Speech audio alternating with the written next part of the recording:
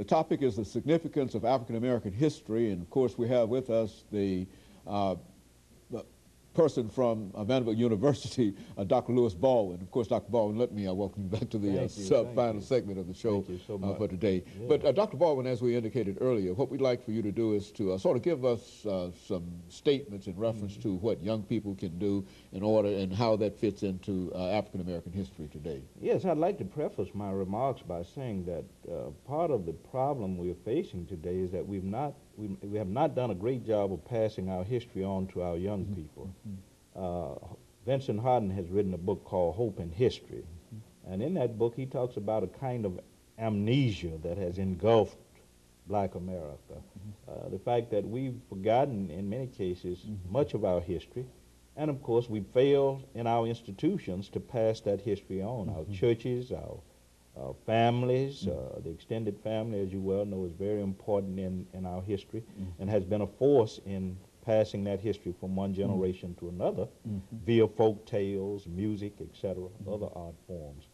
But we failed to do that, I think, and this accounts in part for the high levels of crime and drug addiction and other problems that we're dealing with in our communities.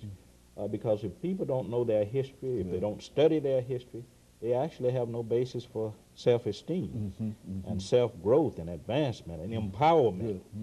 Because empowerment is not only about economic growth, it's also about spiritual and intellectual growth.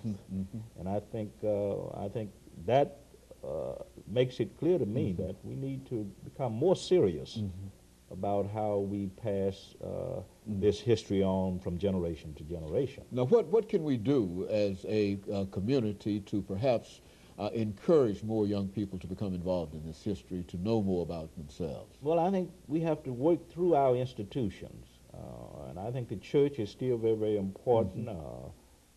Temples, mosques, other religious institutions.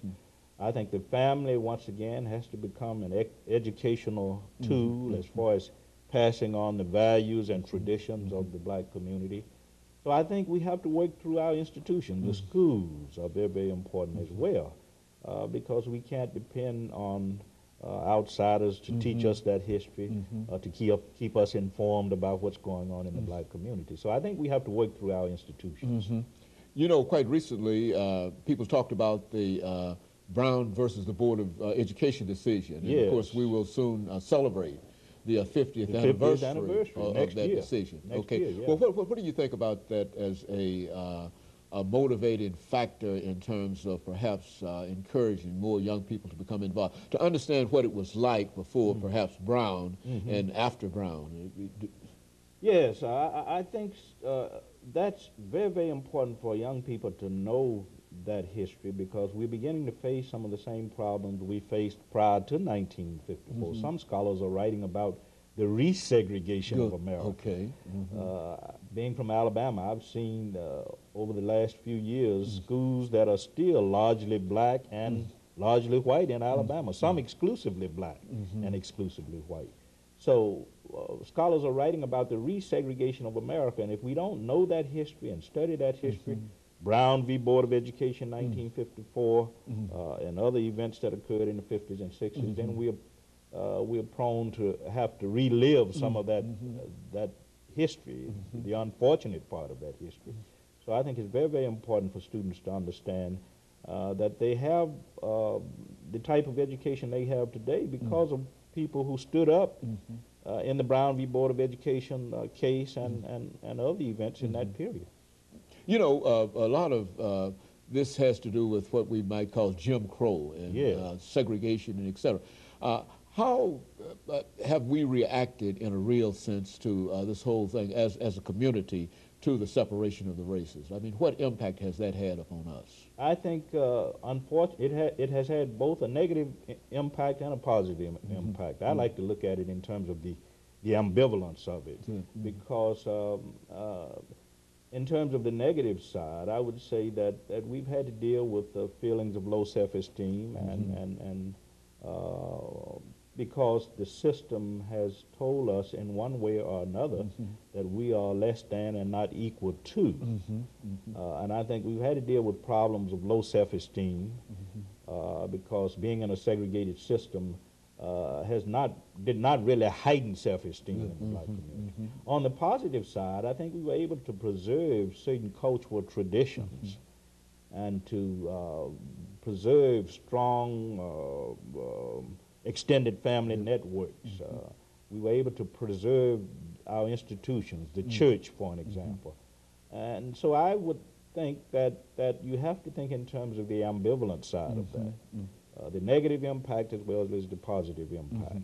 You know, and of course I recognize in you as a scholar of Dr. Martin Luther King. What would Dr. King say to, and of course you don't know what Dr. King would say, but I think that in terms of having studied King and having an idea in terms of how he felt about a number of things, what would be his reaction to some of the things that are going on now, our political participation and that kind of activity? How would he react? I think he would be appalled at some of what's going on now. The fact that the gap between the rich and poor is expanding, that we are probably further from the goal of international peace than we were in his lifetime, with the situation in Iraq and the Middle East, Northern Ireland and other hot spots in our world. I think he would be disappointed with the international situation. I think he would be disappointed with the economic situation in this country. The fact that joblessness, high rates of joblessness exist, underemployment, substandard housing, low educational standards in many cases. We have not built those standards up. I think he'd be disappointed with the high levels of violence and crime in our society. And I think he would see that as a cultural declension.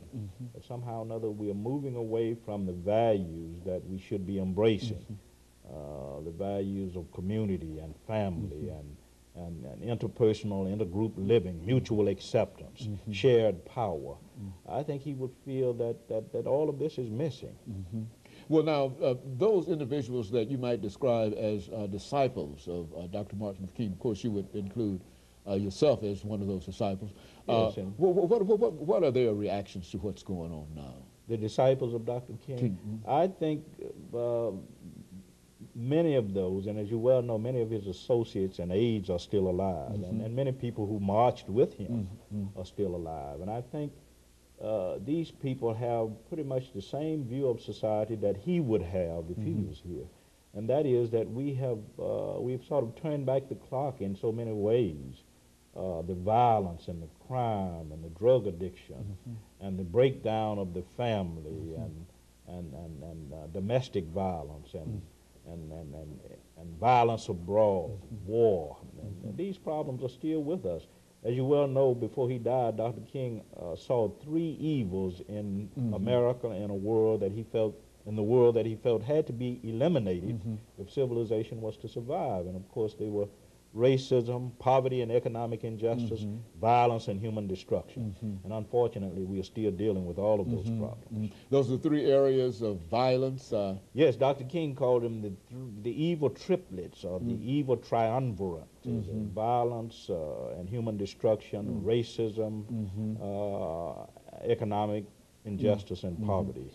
And so finally, Dr. Baldwin, over the last minute and a half, and looking at all of these things that we've talked about dealing with the significance of African American history, do you believe that it is more as important now as ever that we continue to look at this particular aspect of the American experience? Yes, I think it's very, very important. I don't think Black African American History Month has outlived its usefulness. I think we still need that as a tool for heightening self-esteem among our youth, and for keeping all of us abreast of what has happened to us over time, from generation to generation. The struggle has been a very difficult one, and it's still a very difficult one. We need to bear in mind what that history is all about, because those who forget history are doomed to repeat it. Very good. And of course, Dr. Baldwin, let me thank you very, very much for coming by and giving us the information about the significance of the African American experience and the significance of African American history. And I'm sure as we start African American History Month this year, that people will become more aware of why they are doing what they are doing because of some of the things that you've said. And I certainly appreciate that, and we want to thank you for that. And we also want to encourage our audience to tune in again next week for another informative edition of Comments. And of course, if you have any additional comments that you'd like for us to deal with, then drop us a line here at the station. Thank you and good morning.